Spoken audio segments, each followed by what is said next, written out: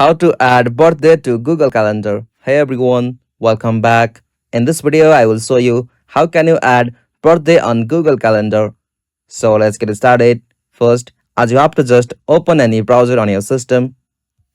After you open browser, in the search field, you'll have to search for contact.google.com. After that, from the section, from your Google ID, tap on create account.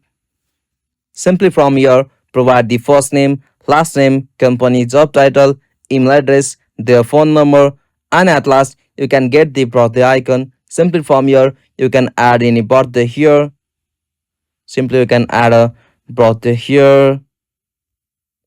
Like you have to give their year also. It is optional.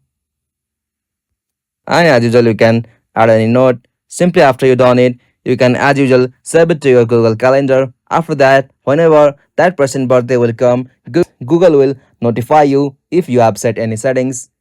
And that's it. This is the method to add birthday to your Google Calendar for a contact. If you found this video helpful, please make sure to like and subscribe for more videos like this.